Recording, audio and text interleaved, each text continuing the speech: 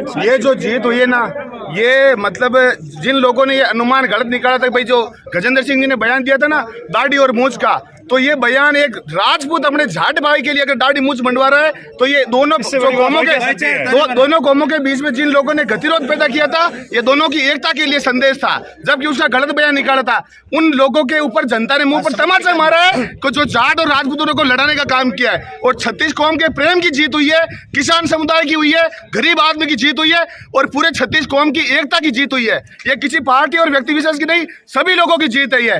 रेवंत राम डांगा 17,000 तक जीत होगी, शानदार बढ़त और थली से बहुत अच्छा मार्जिन से वोट मिले। नेक्स्ट वाला कितना है? सीधा 3,000 से ऊपर जाएगा।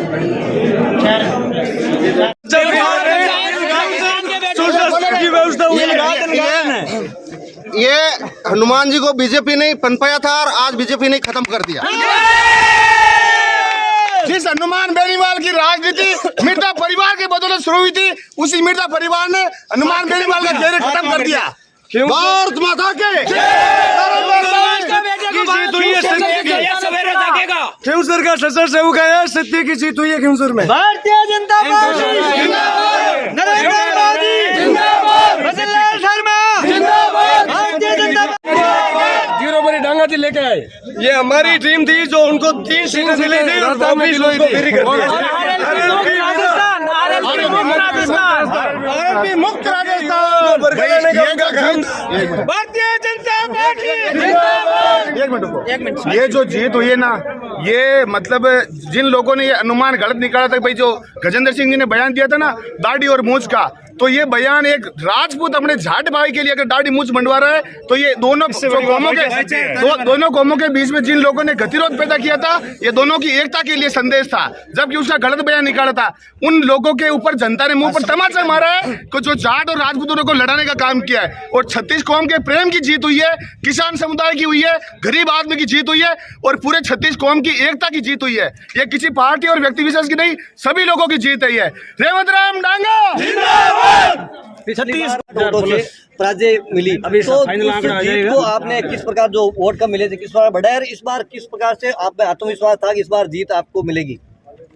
सभी कार्यकर्ताओं ने बूथ स्तर पर जाके काम किया, जहां पर बीजेपी की कुछ कमजोरियां भी थी वहां पर सुधार किया।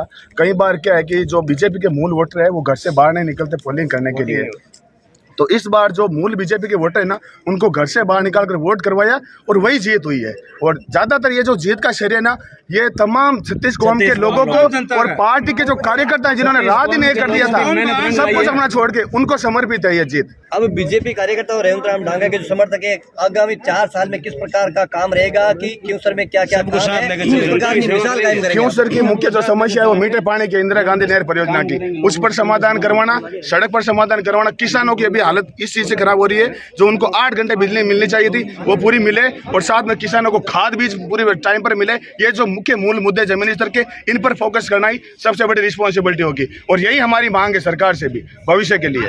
बिल्कुल, बहुत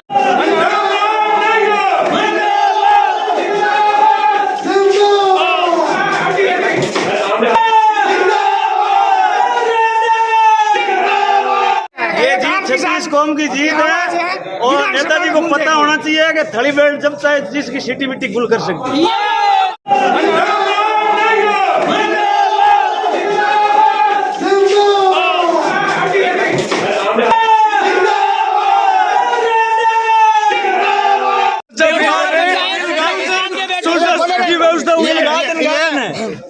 ये हनुमान जी को बीजेपी ने पनपाया था और आज बीजेपी ने खत्म कर दिया।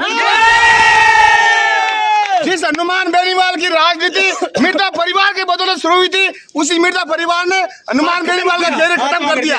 भारत माता के खिंसर का ससुर से उगाया, सत्य की जीत हुई है खिंसर में। भारतीय जनता पार्टी जिंदाबाद, नरेंद्र मोदी जिंदाबाद, भजनलाल शर्मा जिंदाबाद, भारतीय जनता